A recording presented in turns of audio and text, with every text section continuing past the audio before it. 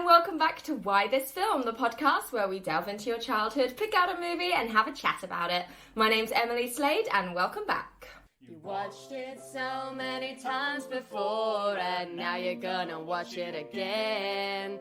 But it's been so many years since you last saw it, and now you show it to your friends, and they're like, What? What am I watching? Why this film? And I'm joined today by Max. Hello. Hello. Oh, and your movie today is The Iron Giant, 1999. The IMDb breakdown is: a young boy befriends a giant robot from outer space that a paranoid government agent wants to destroy. It is directed by Brad Bird of The Incredibles fame. And it's fucking great. What is your relationship with this movie? I watched this when I was very young and definitely still living in the US. And it was just the most beautiful thing that a young, however old I was, Max could possibly want, because it had superhero references and a giant robot, and for me that was just all, and probably still is all you need to make me watch a film. That's fair. If it's got a dragon or a robot in, I'm sold. I'm done. I'm just there. Amazing. But no, I just absolutely adored this film and the whole message behind it. Cinemas or on like VHS? Oh, this would have been VHS. I probably still have it as well. Somewhere in the depths of some box is a VHS, a very used VHS, which probably hasn't been rewound, of this movie. Amazing. Yeah. I knew about this movie. It was always advertised on every like other video that we had. Like we'd go to watch like, I don't even know, like Basil the Great Mouse Detective, and the adverts would always be like Andre the Seal, Free Willy, and the Iron Giant, always. And so I knew about it from a very young age, and it looked, even in 1999, so good, like good animation. And it holds up. It really holds up. But I didn't actually watch it until my like third year of university, which would have been like 2013. And I was like, okay, I'm finally going to sit down and watch The Iron Giant. Like, let's hope that I still enjoy it, even though I'm an adult. Oh my god. Like, it's for adults. Oh, yeah, like, totally. I'm gonna just put that out there. It's really good because it ages so well, and the subject matter is sort of very true, just basically not being a horrible person to people. Yeah. And just be nice. So interesting that it's set in this era where like war is like impending, and it's all about like the homages to like the 50s and the Russians and the Red Panic just being super in. All the Sputnik references are just brilliant. Yeah. It's so sophisticated stuff that and like really morbid. Like I'm sure we'll go into it later, but there's that scene when they're just having that discussion in the classroom while they're watching the like fucking, if a nuclear bomb drops on you, just hide under the table. Just like some extract from Fallout, just brilliant, beautiful thing. It's really, really cool. And of course I definitely noted Dean as a character, because if you don't have a crush on him, are you alive? I mean, he's just everything I want to be in life. Right? And of course Jennifer Aniston being an exceptional voice actress. Oh, and this is the thing as well. To actually look at the voice cast, I mean, many of them are gone now because there is quite a few sort of older actors of the time. Yeah. But there are people that I just didn't realise were in this film. And when you go back as a kid, you're like, that's just Hogarth's mum. You're like, that's... It's fucking Jennifer Aniston. And I luckily was watching it at a time when I was aware of that. Because I think I got to the end of the movie and I was like, the mum was really good. Who was she? And then it came up with Jennifer Aniston, and it's the whole thing. I've never seen Friends. I don't watch Friends. Oh my. So I only know Jennifer Aniston as this, like, ignorantly, this, like, vapid, rubbish, like, poppy, sort of pulpy, like, actress who's in all these shitty rom-coms. Yeah. Obviously she's not. She's a fucking great actress, and, like, she's just so good here, because there's nothing worse than casting, like, a famous person in your animated movie, which is what they're really doing now. Yeah. And, like, voice acting, I mean, we both know this, we went to drama. Yeah, yes. But voice acting and screen acting and theatre acting, they're all completely different. And especially voice acting, which is something I rather dabble in a lot.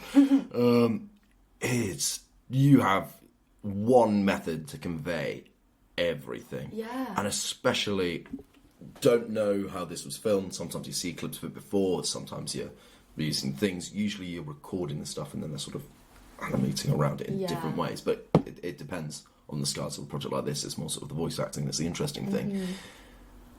But it is always wonderful, and I think it's always a sign of something with really good voice direction above everything else, as well as understanding from the actors, when it syncs really well. Yeah. Because you see some things where they're done quite cheaply. And quickly. It's more sort of than cheaply, because you can do cheap well. Where you're just sort of like watching something and someone's flailing their arms about and the voice actor's just like monotone the whole time. Yeah. And there's such you just really, you become aware that this is someone voicing over an animation, and you no longer sort of see them as people. Definitely. And that's such a cardinal sin when it comes to voice acting for any cartoon. 100%, I completely know what you mean, and like that is nowhere in sight in this movie. Oh, God, like no. it's so perfect. So I guess we'll start at the beginning. So Hogarth Hughes, what a name, is a kid with his mum. I think his dad must have died in some. Yeah, they're not like, they're quite vague about it. They're not like super. Yeah. Because she's quite a young mum. I always think he's run away or dead. I like to think he's dead. I just prefer because. Unless they're going to do like a Treasure Planet where they show him abandoning the family, and you're like, yay! This was deep. Disney. It's. I think there's like a picture at some point, and usually if they're in some sort of military uniform, I think the implication is that they died serving their country, because that's the noble way to die if you're in an animated movie. Oh, especially if you're in an American animated movie at this time.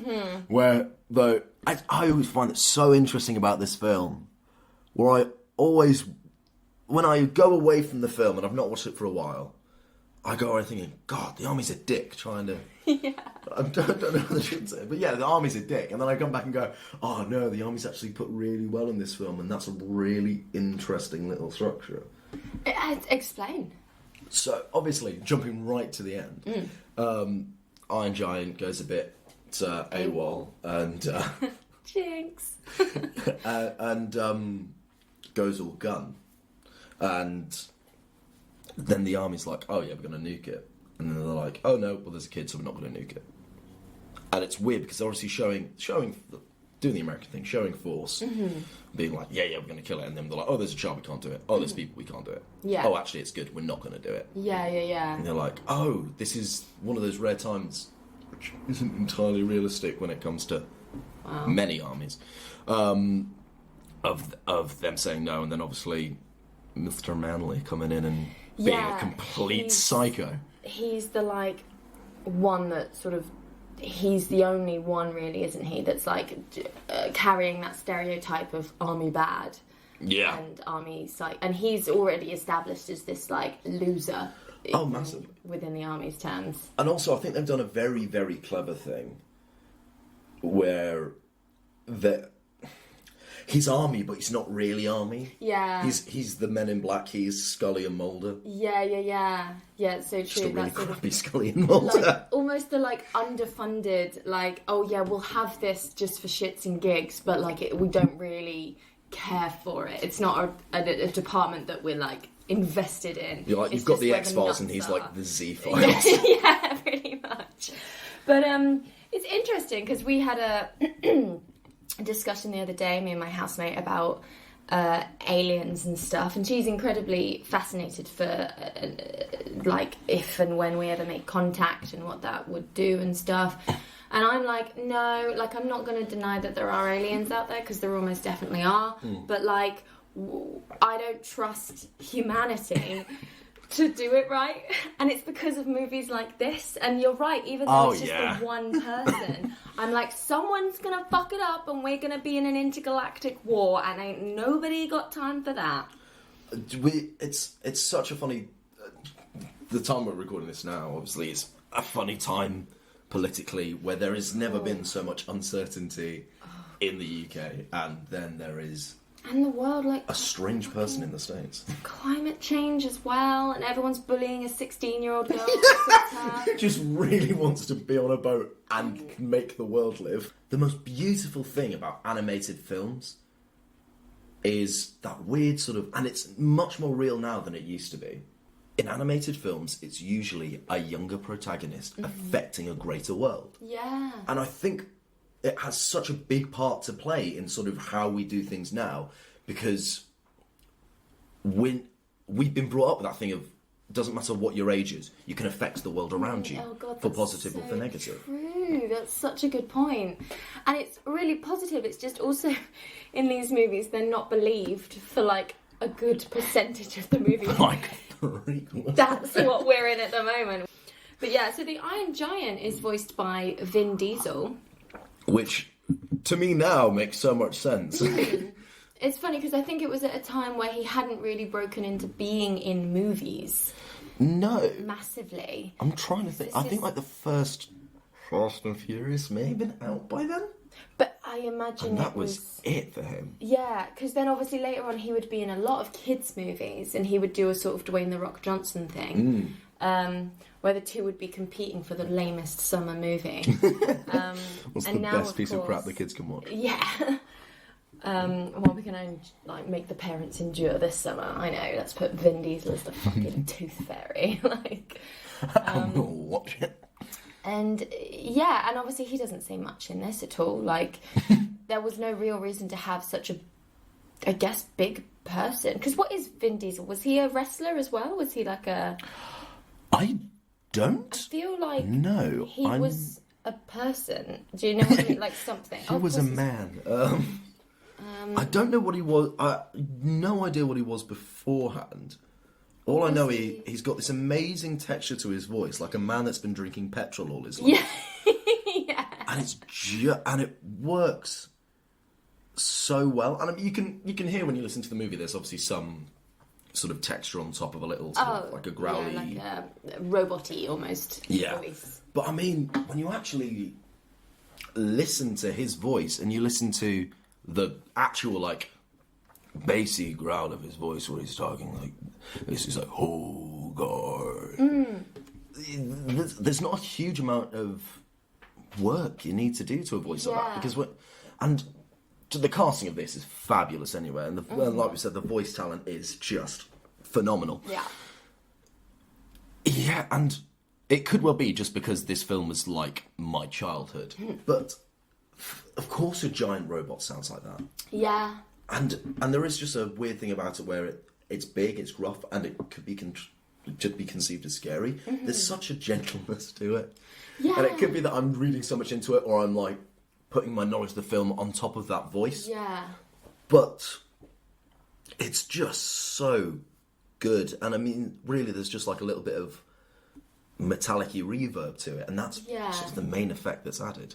It's fascinating, isn't it? It's almost like this was his audition for Groot as well. Oh, yeah. Because Groot has such a variety and flexibility to him, even though he only has 3 lines, or 3 words even. Just generally shout out to Vin Diesel for his excellent career. I've looked him up. He wasn't a wrestler or anything. He was always an actor.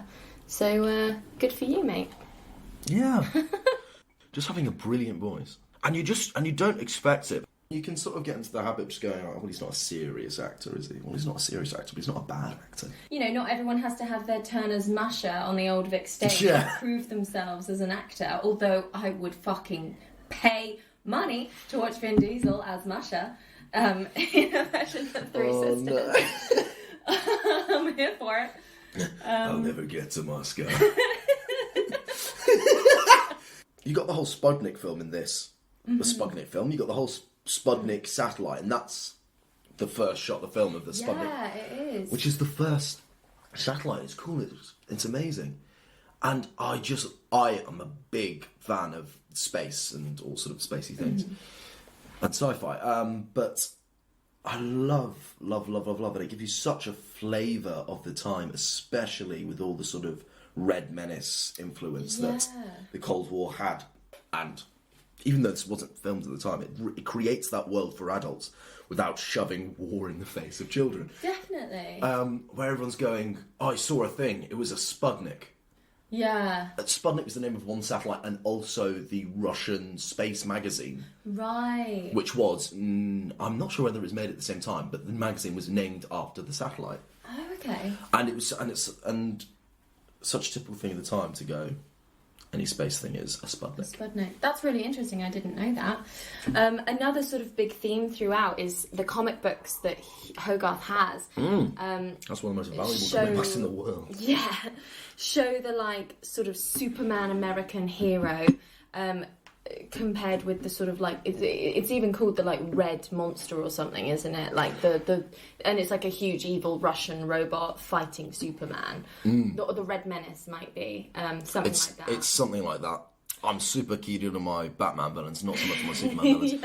But it's... I don't know whether it's an actual Superman villain. I choose to believe it is, because they actually have Action Comics, Superman's first or something very appearance. Similar, at least, especially around the time, because I think, Superman was beating up Russians a lot. Oh, yeah. To begin with. But, obviously, what's really nice is this big fear that the Russians were going to send... Well, I don't know, but, like, within the movie, there's this idea that the Russians are going to send robots and they're going to be evil and they're going to be weapons. And, of course, that is essentially what they are doing and what is happening. And, like, someone is sending this evil weaponized robot. However, it's got a dent in its head, so he's like a puppy now. And he's the best. And there's this wonderful through line of essentially... It's your choice what you want to be. Oh, it's so good. And you can either be this Red Menace that you've been set up to be, and you can be a weapon, or you can choose to be Superman. The ending of that film never, ever will not bring a tear to my eye. I look at that film and he's there going, Superman. Closes his eyes and everything inside me breaks. Literally. Fundamentally, as a human being, I stop being. Oh, I remember watching it for the first time, and I've honestly, hand in the air, I've only seen this movie twice, when I first watched it and when I watched it for this podcast. And I think it's because I couldn't. It's too good. You can't... for me, I couldn't just stick it on in the background like I could all the ones I grew up with. I need to give it my full attention. Yeah, and it's like I was saying... Pixar. Yeah, it's... And it is when something is so gripping. I feel this film is massively underrated. Oh, God, it really is. People, Just the I think message of it. Got almost a cult status, which it doesn't deserve. It deserves... to be up there with the fucking Lion King. Oh, God, massively. What did the Lion King teach us? This gave me my entire hero complex. Literally. And, like... Yeah, well, I didn't know what the Iron Giant was about when I first sat down to watch it, and by the end, I obviously was in floods of tears. It's just, yeah. And I was just like, I am so upset now. And then, of course, with the hope... Oh, the little bolt. Oh, we're really getting ahead of ourselves. But yeah, so it's got some wonderful themes and it's got some wonderful ideas and it's great inspiration for children. Like, you know, any child can look at this and be like, regardless of my upbringing and regardless of my environment, I can choose to be a better person and I can choose to be to save the day and like to and I'm not saying you should like, you know, throw yourself in front of a gunman or anything like, but like, you know, but yeah, it's really empowering and inspiring and like that's so good for kids movies because so often kids movies are like shit because kids are dumb, but kids aren't dumb. Oh, it's such, you're at a stage where you have the capability to learn more than anyone that came before you, and especially with us growing up and now kids growing up, we've got the internet, and I firmly believe that if an apocalypse was to happen and all you had was 5-year-olds in a bunker with the internet, they could rebuild society like that. With this film, there's one thing that has always bothered me ever since I was a child. And it really, well, actually there's two things. There's only one message in this film that I agree with but don't like. And there's this, and it's a very, very simple thing. when Hogarth hears the Iron Giant crash and his mum's at work and then he sneaks out to go and find out what it is, and he puts on his little army helmet, and he gets his little air rifle, and then he duct tapes this big torch to the front of the air rifle. And it's bothered me ever since I was a child that if you were to shoot that air rifle, it's going into that torch. And every time, I remember as a child just waiting for him to shoot that light and it going... Yeah. Literally, I have no idea why it bothers me so much. No, that's fair. But I find since I watched this film, I think about it more than I should. What if you try it? I didn't notice that, to be honest, at all. I honestly, literally, it's like I just don't understand. But the message I don't like is this beautiful moment where they're like playing in the woods, and then they hear a gunshot, and they see a deer run off in the woods. They hear a gunshot, they run over, and it's like the Iron Giant's first sort of introducing mortality to him. Mm-hmm. And how fragile these fleshy bags that are around him are. Yeah. Compared to him. The weirdest thing about this film is the best piece of animation is that dead body. Yeah. There's like a weird... I'm in love with the animation style because of how the Iron Giant is done a little bit more modern for the time CGI compared to all the beautifully hand-painted and drawn, or what looks to be hand-painted and drawn stuff. Of the people, and it does help give it this otherworldly quality, like it's from a different, strange place, and you can see that visually, and it's great, and it works, and it subconsciously reads. And the way the two interact is brilliant. At no point do you feel like they're from two separate, like they're two separate entities. When he pokes that deer, and when he lifts it up, there's this weird weight to it. That's just a dead body. Yeah. That's just a perfect animated depiction of a dead body, and it's disturbing. Yeah, like, and how good is that? It's so good, but it's the best animated part of this film. It's the dead bodies. Yeah, and it maybe does help with that gravitas just so much. Yeah, definitely. And then it ties into the whole theme of, like, look at the consequences if you choose to be a weapon. I'm not going to lie, when I watched this, I thought the Iron Giant was going to bring the deer back to life. When I was a child, I fully did as well. And I think it's such such an expected thing as well. And I love that they don't. Yeah, exactly. It really grounds it in this more adult, realistic world. And I think that's why this movie has a shift to it, where I can't just stick it on in the background, because it's not trivial. It demands your attention. Yeah, it does. And that's wonderful. But yeah, even this time around, I was like, oh, right, yeah, and then he'll bring the deer back to life. Cute. And then they don't, and then they just move away and they carry on, and you're like, wait, what? Death is real? What? You're like, oh, God. I think this was actually probably my first instance of death. Just seeing it on that screen. And Lion King was 1994, and that obviously was the first on-screen death. It was with a character that we'd gotten to know, and it also has that very, like, heavy sort of look to it. Oh, God, don't. Again, it's that...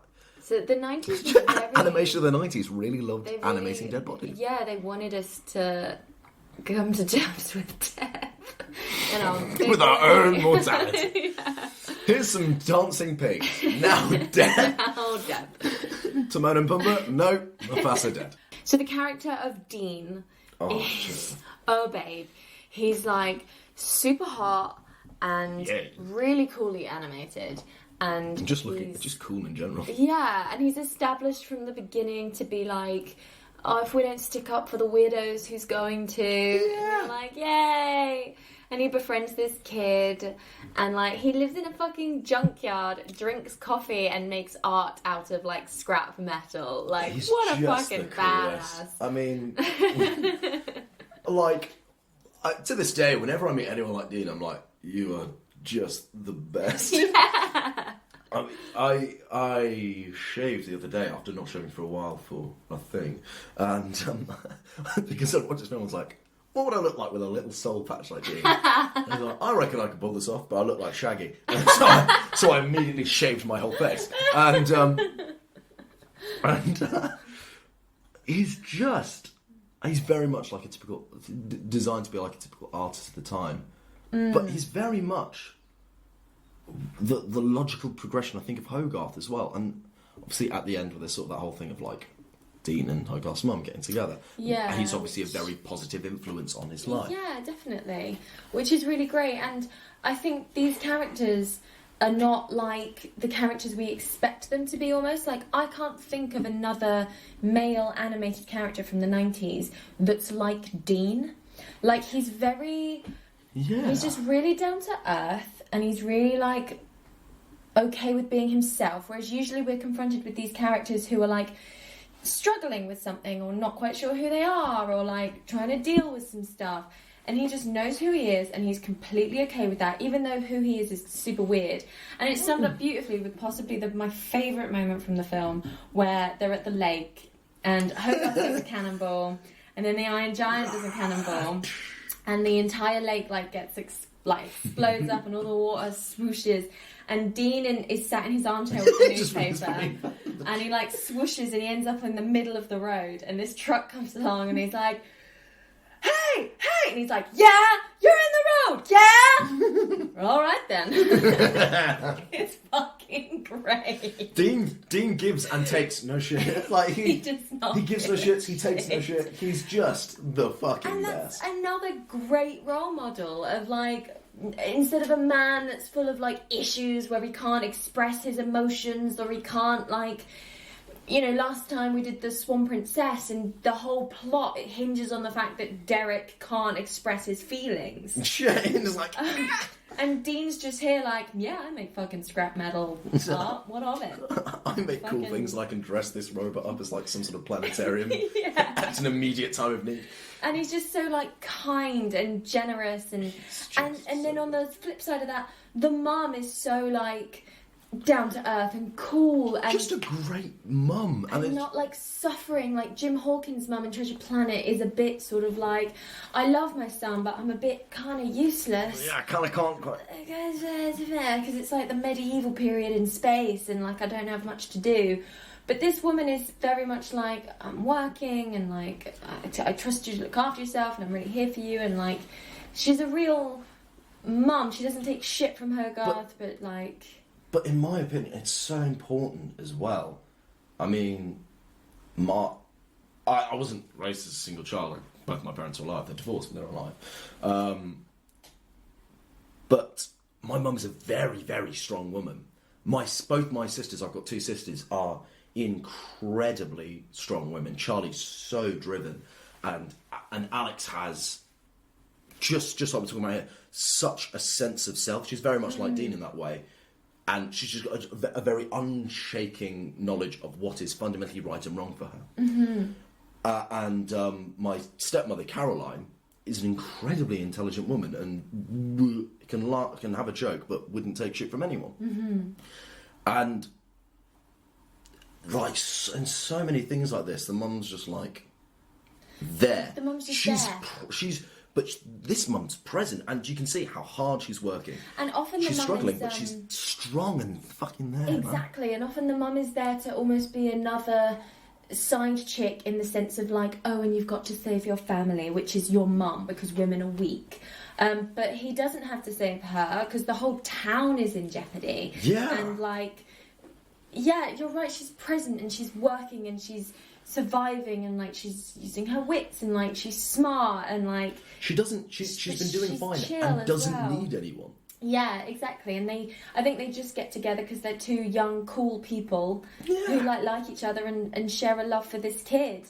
And like that's really lovely. Like when they did get together, I was like, inevitable, but I'm okay with it. Yeah, like, I'm cool. This is fine. Yeah. Whereas a lot of times at the end of these movies where they force the two single adult people together, I'm like, for fuck's sake. It's like the end of a panto, and pantos are great and all, but it's just, and at the end, everyone get married to every other principal character on stage, literally. And no one gets left out except for maybe the bad guy. With Dean, he's not big and strong and hulking, and he's not like 7 foot tall. He's the complete opposite of what Mansley is. Yeah. Kent's Manley is just this triangle-based body, strong jaw, like wonderful, very deep sort of masculine, what you perceive as masculine voice, and it's sort of all those tropes of someone who's in authority and someone who would be considered like relatively cool. Like he's your sort of Agent Smith sort of guy. Yeah. And if he wasn't so goofy, he'd be imposing. And he is quite imposing. I mean, that horrible bit at the end that I'd forgotten happened, when they turn around and they're like, you can't, you like, he's got Hogarths, you can't shoot him. There's a kid there. And he turns around and he's like, sir, I've just got news that the Iron Giant killed a kid, so we gotta shoot him now. And you're like, no! He goes like full Ahab, like the Iron Giant is his white whale, and he will take down all of the town to kill him. It's like Tim Curry at the end of Annie, where he's suddenly like, I'm gonna fucking kill her! And even Miss Hannigan's there like, Rooster, she's just a child! And it's true, it's like, Hogarth is like 10! Yeah, it's just like, this is a kid, man. You can't kill a child, Mansley! But more importantly, you can't kill an entire town, Mansley. And he just lied to the entire military, and he's so dumb as well. He's like, ha, fire the nukes, lol, I did it. And it takes his commanding officer to be like, yo, you do realise that now we're all gonna fucking die. But he's such an intense character. Oh god, he's such an intense character as well. I mean, for those of you who haven't seen it, just listen to this. There's a wonderful scene. Well, I say wonderful. There is a brilliant scene where he knows that Hogarth knows about the robot, and he can't exactly like hurt or arrest a child. So he makes him go into his room, and Hogarth puts on his helmet, and he's like sat there, and he's waiting to go help the robot escape. And Mansley sits in the room opposite him, and it's fucking creepy. And he's just there, and eventually tricks happen, and. Yeah, it's fine, but like, of course it's fine. And it's scary. And that whole thing where he's calling like 1,000 different like, hey sport, hey kid, buddy. What up, buddy? Champ. And like montage of different like 50s names for this kid to try and get information out of him. It's like really cleverly done, and but also really sets him up as this like constant like presence. And it's really threatening because you're like, no, we need to go and save the Iron Giant. Get out of my face. Get out of my house. Yeah, I'm just going to come start. That's the best thing ever. Well, I found a lodger. It's this strange man that works for the government that turned up on our doorstep and tried to harass you. Yeah, literally. But I'm willing to overlook it. That is the only thing that the mum does bad. And also when he's like, I'm off shopping. And she's like, we'll take Mr. Mansley with you. And it's like, Mom! I always try and justify it to like it was a different time. Kidnappings were a thing, but they weren't like the thing. Yeah. I mean, like you could be out till sunset. If you didn't come back in 3 days, it was just assumed that you're at a friend's house. Yeah, literally. And I sort of take it as read. And obviously, Hogarth being very self-sufficient because Mum working so hard at the diner. Yeah. And then obviously need more income, obviously with lodger. And I can sort of pay attention. It's like, yeah, she needs the money. There's a lodger there. So no one in town's taking it. Good for her. But like, I want to say like 20 to 25 minutes of this film, this dude is just following this child. Yeah, it's really harassy. It's like, you get sick of the sight of him. You're like, oh my fucking God, leave me alone. And one thing you can say for Mansley is, it's not that he's bad at his job. He's just a bad person. Yeah, he's actually quite sufficient at his job. It turns out he puts two and two together. I do like the call out where he's like, Hogarth Hughes, poor kid, what a dumb name. And then he realises that hog on the gun is like, ow. He's like, It's very clever. It's very well structured. It's very well paced. It's emotional. It's like, because right before the climax, the Iron Giant saves two kids and proves himself to the townspeople who haven't even met him yet. Because there's been this whole thing where Hogarth is like, you can't go into town because people won't trust you. But the minute he does, he immediately saves these two kids. And the townspeople are like, oh, amazing. I love how chill they are as well, because they're like, oh, he saved kids. It seems like such a nice logical progression. Yeah. Well, he saved the children instead of letting them fall to his death. He hasn't crushed them in his hand. Therefore, we're okay with this. And then, of course, the military turn up and everything sucks. And everything goes so skewy. So bad. When it does look like the town is going to get bombed, everyone just sort of accepts it. Yeah, they're like... There's just a wave of acceptance across the townspeople where they're like, this is sad. It's one of those things that you sort of, and obviously for them, it's something they've been preparing for a while. Yeah, and I think Jennifer Aniston turns to Dean and is like, shouldn't we take cover somewhere or something? And he's like, wouldn't make a difference. And it's not a panicked conversation, it's not fast, and it's fine because they're all there together and they hug, and you're just like, oh my god, this is really morbid. But then of course the other dies. Just quite possibly the best line of that entire film. And if for any reason I had to fly into a nuclear weapon, it's the one thing I'd say, like, I go, you stay, no following. And everything inside me, like, it's happening, it's gonna happen, I can't deal with it. I know what happens in the end, but it's still not okay. Oh my god, the plants and payoffs in this movie, I fucking live for a plant and a payoff. When he gets mashed up by the train and we realise that he can put himself back together. When Hogarth is like, no, you stay, I go. And then later on he's like, you stay, I go. And like, there's so many establishings and then payoffs, and like, it just ties everything together so neatly and nicely, and it's so satisfying, and it's so sad, but it's so good. I'm trying to think now. When, well, in part of the film, the bump goes, because all sorts of things happen in the film. A big thing is he thinks that Hogarth is dead, and he sort of, this is the point where he goes off the wall, and he like transforms into this giant, very much of the time, like laser beam wielding, laser eyed death machine. Yeah. That looks super cool.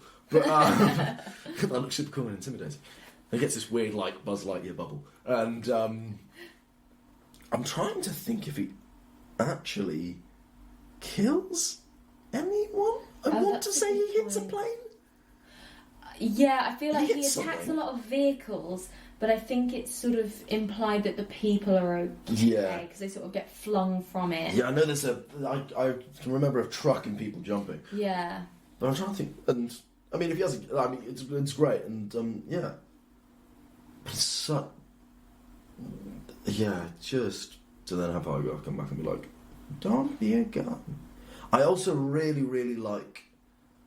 It has a really great message about self-defense, where they're playing in the junkyard and Hogarth's got his little laser gun, which for him says it's not like a gun. It's a toy. It's a fantasy. Yeah. Which for the Iron Giant is very real because of the laser beams that he can shoot from his eyes. Yeah.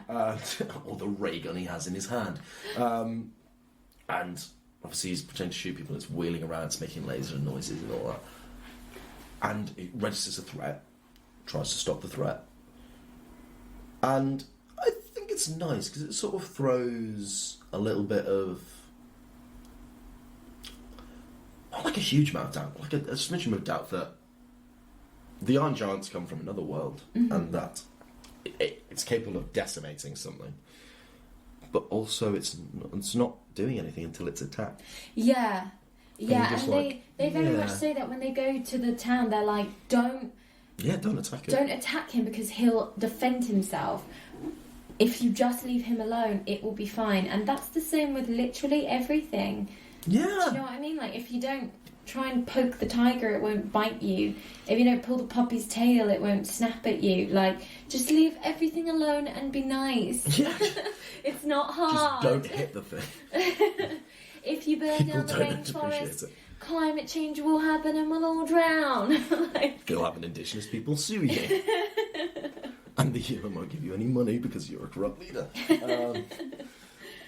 Like, things have consequences, and like, yeah, it is a really lovely message. It's good that they don't actually say that this is a Russian thing, because obviously they're sort of covering their own back there.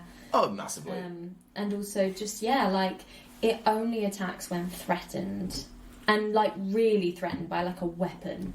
Oh, yeah. Not just, like, you know, I mean, hell, he gets absolutely totaled by a train. He's like, yeah.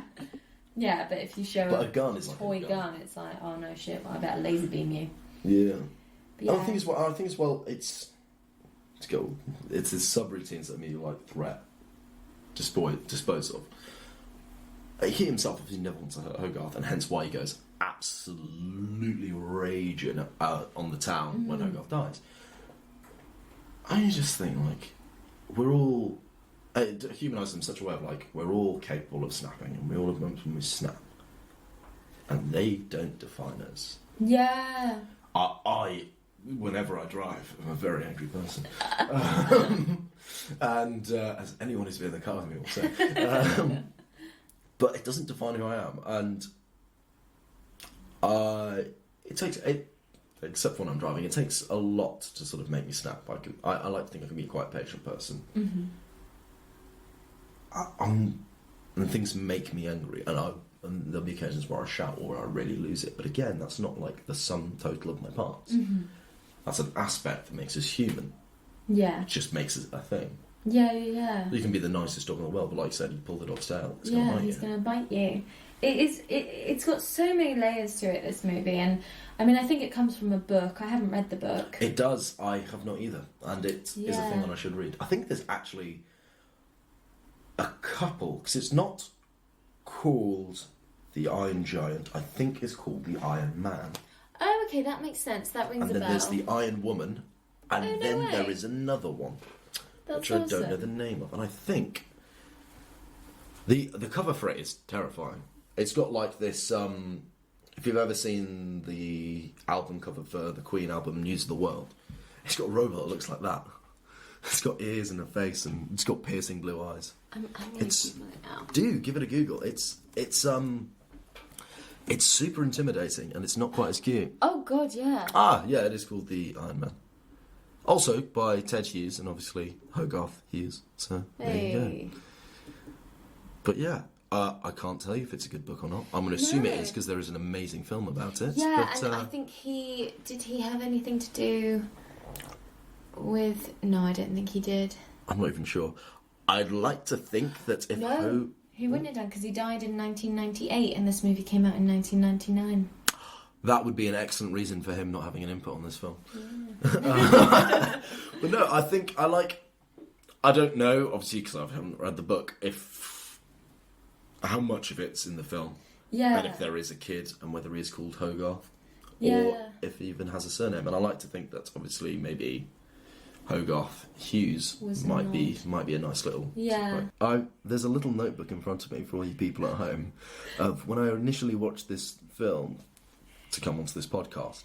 I sat down with my notebook with the full intention of writing notes and jotted down nothing. So I watched it a second time and wrote 3 things and then again wrote nothing.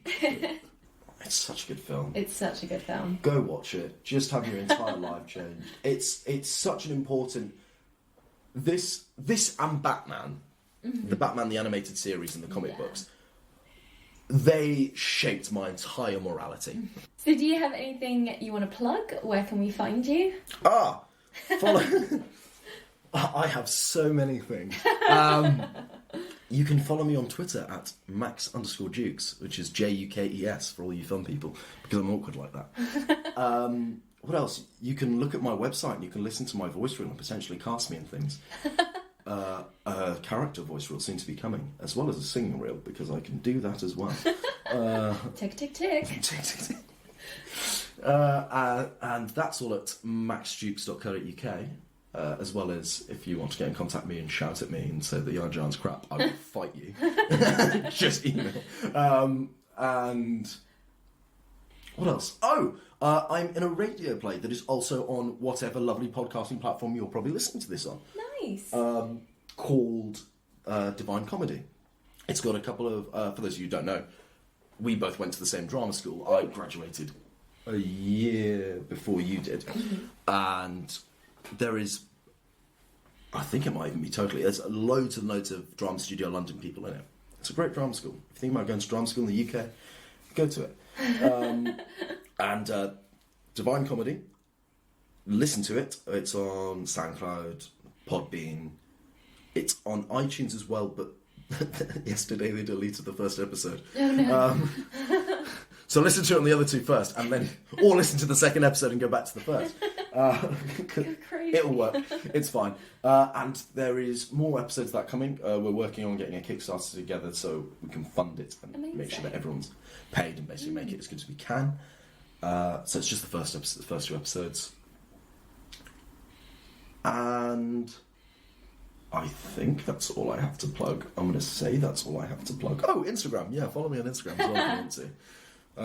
Again, I think it's just Max_Jukes. If you just search my name, you'll see photos of me in costumes and cats and lots of classic cars, because that's sort of what I've been doing the past couple of days. Nice. But yeah. Amazing. Thank you. You can find Why This Film on Twitter at Why This Film. You can find us on Instagram at Why This Film. You can find us on Facebook at Why This Film Podcast, and you can email into us at whythisfilmpodcast@gmail.com. Yay! Well, we'll see you next time on Why This Film. Bye! Bye! We watched the film and we talked about it, but now it's time to say goodbye. We'll be back again with another movie that makes you wanna ask why.